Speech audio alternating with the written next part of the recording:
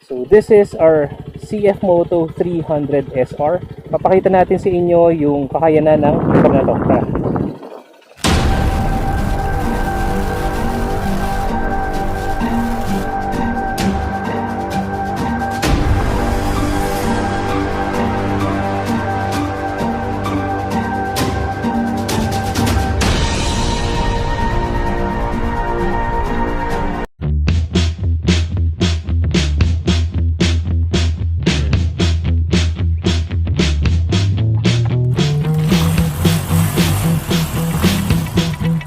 I have always said that the more choices that we have for the motorcycle, mas okay para sa ating mga consumer. Kasi mas marami tayong pagpipilian when it comes to performance, function, budget, and all that stuff. Kumbaga, mas makakapili tayo kung ano ang mas swak sa atin. In this case, itong motor na to, especially at this segment, siguradong swak sa budget natin at 165,000 pesos. Ngayon, titingnan natin kung yung function at performance na pasok nga rin ba sa panlasa mo. Pag-uusapan natin ang CF Moto 300 SR.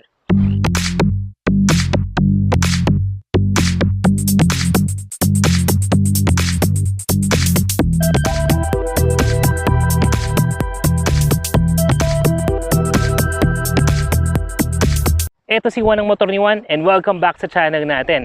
Siyempre, bago tayo magsimula, shoutout muna sa G4 Sticker Works for any decals needs, Top Speed Advanced Accelerator Controller, GP&E LED Lights, BF Ceramic Tint Philippines, at saka syempre, you can get all those sa Top of Philippines. Ang unang-unang mapapansin mo talaga sa motor na to yung forma niya, yung angas niya. The CF Moto 300 SR is definitely a sport bike. It's very aggressive in terms of its design. Makikita mo yung mga ginyahan niya, yung angulo niya, and all the style is really gearing towards the streamline when it comes to its design. Although, kahit na sport bike siya, you can see that it has a muscular type. Kumbaga, palaban ang dating talaga nito. And really captures that racing DNA that this motorcycle is going for. You have two available colors para sa motor na to. One is the turquoise blue or yung parang teal. And what we have here is the black color na merong mga linings ng neon green to add definition dun sa pinakamotor natin. Mapapansin kaagad natin na meron na rin siyang sticker dun sa mugs niya, but it's not covering the entire mugs. Yun nga, to add style and definition into it. So parehas yan for the front and then for the rear. We can also see na merong sumisikip na frame niya dito. It actually works well. Hindi na siya tinago ng fairings. And yun nga, it adds definition dun sa design niya. I also like the fact that they incorporated a little carbon fiber look on the side of the fairings and on the tank as well. Ayun, no? So, nicely done. When it comes to the quality of the fairings, it's actually okay. Well built naman yung kanyang fairings and it really goes and works well for the style that this motorcycle is going for. And I actually like the tail end here. Look at this. Ang linis niya, oh. It's very neat, it's very tidy, and when you view it like that, makikita mo talaga yung tapang ng motor na to. And to add to that, let me show you the LED lining pagdating dun sa taillight mo. There. So again, that shape pagdating dun sa LED taillight, it really works well. Ang angas ng dating. And then you have the space here in between your rear part of the motorcycle tsaka dun sa gulong mo, that when you look at it, ayan, napakalinis tingnan and kumbaga sobrang sporty talaga ng datingan nito. See that space there? It's very neat. Hindi siya clunky, hindi siya cluttery, na-define niya talaga yung shape ng motor. The muffler, see how short it is?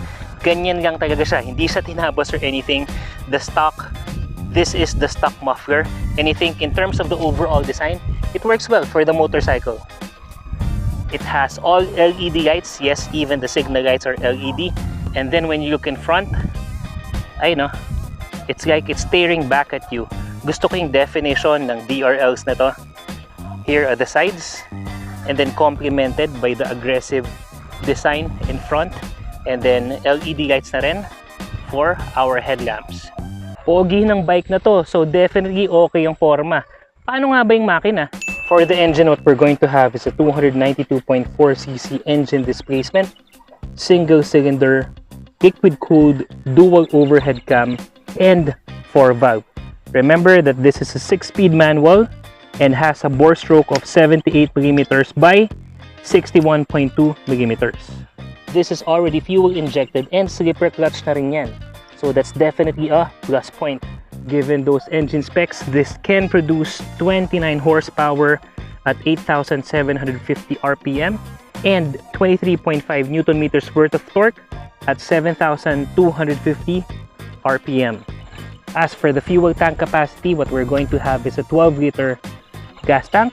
And as for the gas consumption in the several hundred kilometers that I used this motorcycle, at my weight, I'm 210 pounds, I was able to get 30 kilometers per liter, and that's considering the fact na I'm at 210 pounds, so medyo may kabigatan ako.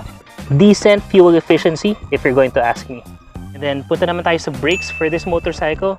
What we're going to have is in front, you will have a 292mm disc brake, and at the back, what we're going to have is a 220mm disc brake. What's good about this is that for such an aggressive bike na talagang sports ang datingan niya, is we will have dual channel ABS. So that adds up to the safety, especially kapag umahato ka and biglang brake, so you will have that ABS assistance for you to be able to avoid skidding and minimizing the risk of semplang talaga mga brad. Punta naman tayo sa tires and suspension ng motor na to. What we have in front is an upside down telescopic fork. So good points na kagad yun, na the fact na upside down na siya. And for our tires, what we have is 110 70 by 17. So wide enough for the tires to get through some of the uneven roads na marami talaga dito sa Pilipinas. And to match that, syempre titingnan natin yung likod. What we have at the rear pagdating sa suspension is the monoshock, which is center aligned. Ayan, kaya malinis yung datingan ng rear ng motor na to. At pagdating naman sa likod na gulong, what we have is 140 60 by 17.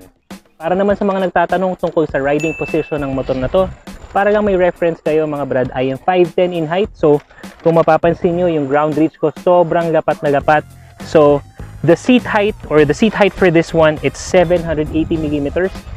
Kumbaga mas mababa lang ng konti sa Aerox, so definitely Pinoy friendly. When it comes to the ground clearance, what we have is a decent clearance because it will give you 135mm, good enough to clear some of the bumps and the rough roads that we have. It looks heavy, it looks big, it looks bulky, pero in reality, hindi. Magaan lang talaga to because this only weighs 165 kilograms. Pagdating naman sa riding position, what we have is ganito siya. Medyo aggressive stance in terms of the riding position. So medyo nakayuko ka, pero hindi naman yung sobrang sporty na kailangan mong yumuko to the point na sasayad na yung chan mo. So, still good for everyday ride kung gusto mong pogi pa rin yung bike mo, pamorma, good for daily commute, pero still, at the same time, you have that sport and racing feeling while riding this. Medyo inwards yung position ng paa ko, again, at least at my height, but still, good enough for you to be able to get that leverage when it comes to riding dito sa riding position mo sa motor na to. By the way mga brad, ang napansin ko lang yung sa brake, ito kasi yung wala nang kita niya. Ito yung position ng paa ko eh. So, for the rear brake, you have to adjust yung paa mo. Yan. Hindi siya yung wala siya dito eh. You have to adjust yung paa mo kung gagamitin mo yung rear brake mo. Ito siya. Kasi yung relax position niya, nakaganyan. Nasa ibabaw yung preno mo. Kailangan mong i-adjust dito yung paa mo. Yun yung napansin ko lang sa positioning ng rear brake lever na to. So, kung hindi naman issue sa inyo, hindi walang problema. Maybe it's also because of my height. Pero dahil nga ganyan, ang primary na nagagamit kong preno is the front brake. This one. So, good thing ABS car na rin kasi to. So, at least it will help us, stop from skidding or anything like that. And what I noticed dito sa pinaka-seats na itong mga brother is, unlike some of the sports bike na nasakyan ko na, hindi pa daus-dos yung upuan nito. Pakita ko sa inyo. Kung mapapansin natin, level lang yung kanyang seat. So, hindi siya nakapababang ganun, kaya ang tendency kasi kapag nakapaba, dadaus-dos ka towards the tank. But given the level lang yung seats na to, Pag nakaupo ako dito, I'm secured well in my place kahit na umaandar na ako without having to move and push myself every now and then. So mga brother, ngayon pag-uusapan naman natin iyan sa features ng motor na to. So first, mapapansin natin, this already has an integrated engine kill switch tsaka yung start button kasi ito na yung start switch na rin niya. Meron ka ng hazard lights, may passing light, and then you have the mode here. Ayan. So for the mode, it's really just the mode for your awesome screen. Ito isa yun sa mga features niya. If you guys can check, you know, this definitely looks high-end because you can only see this on the more premium motorcycles out there. Itong LCD screen na to. It's not just a digital display, but it's an LCD screen. So from this view, you can already see a lot of information. You have your neutral indicator, check engine, ABS. Ito brightness yan, mamaya papakita ko sa inyo yan. And then all the information that you have. And then in the middle, at least for the sport mode, ito yan eh. So pag binago mo siya dito, you can either go to eco mode or sport mode. Ito yung button yan. So for the sport mode, what we have is yung tachometer mo, and then you have your speedometer. It's right here in the middle. Kitang-kita mo talaga. So kapag umahataw ka, lalo na pag yumuko ka ng ganyan, aggressive na yung position. And gaya na sabi natin kanina, you have your neutral indicator, pero meron din tong gear indicator. Ayan o. So that's first gear. Ayan. And then para makita nyo naman yung isang view naman na ito naman yung eco mode. So eco mode kasi primarily what you can see is the gas na kagad, diba? Kung bagay yung mindset kagad pag eco mode kung paano makakatipid, kaya you have the gas gauge na kagad. That's what's very evident, although you would still have the tachometer and then the speedometer as well, at saka yung gear indicator nandito naman sa gitna. So yun yung difference niya. But preferably ako, I go for the sport mode kasi when we test these motorcycles, talaga natin hinahataw para magaman talaga natin yung kakayanan niya.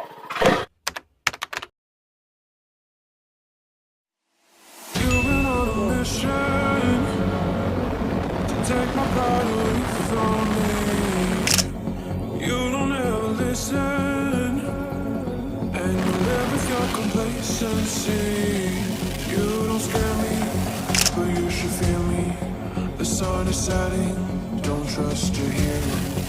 You made a monster, I'm your imposter. Go ahead and wander, but don't trust the water.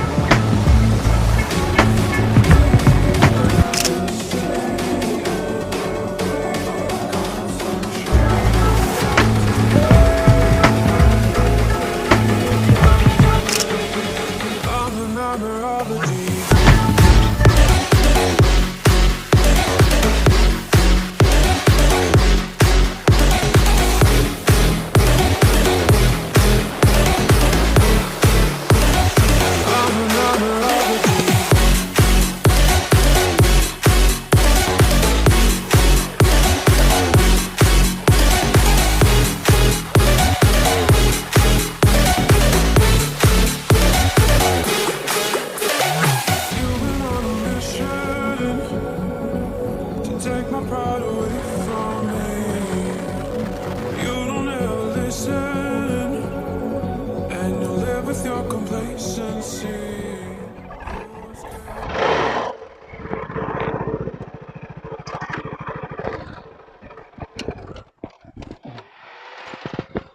Alright mga brother, so after natin makita ang specs and performance ng motor na to, let's sum it up into a few points.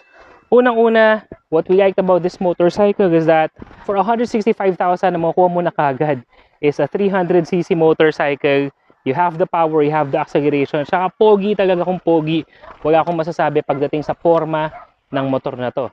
Especially if you're going to compare to its counterparts, which is the R3, it will cost you around 250 plus thousand.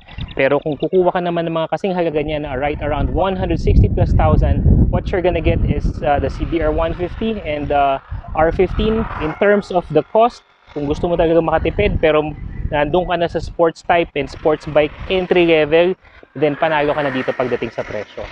In terms of the improvement, I would improve a little bit pagdating dun sa muffler sound. I like the fact na may kilang siya, pero Kumbaga yung sound niya gusto ko mas buo pa kasi sayang eh. Meron ka ng powerful bike pero pwede pang i-improve yung muffler sound para mas maangas yung dating mo. I'll ask Juan the Fourth, his assistance, for us to get the exhaust sound for this one.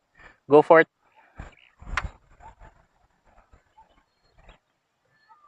Waiting for the engine to turn up. Start the motorcycle.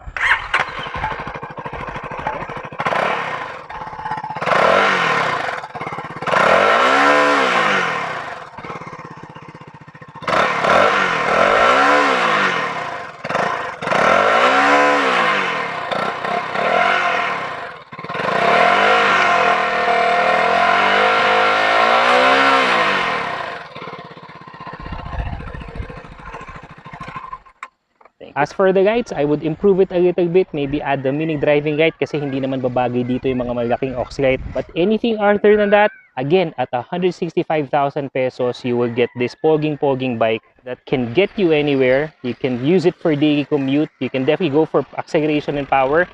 Kaya, di ka na rin magsisisi dito. But ikaw pa rin ang makakapag-desisyon yan kung etong motor na nga ba to ang para sa'yo. So, hanggang sa muli mga brother, kita-kits ulit tayo sa susunod na mga video. If nakatulong tong video na to, please like and share this video, subscribe and then hit that bell, and also follow our Facebook page para lagi ka updated sa lahat ng mga motorcycle reviews, tips, and updates na meron tayo. Kita-kits mga brad, salute!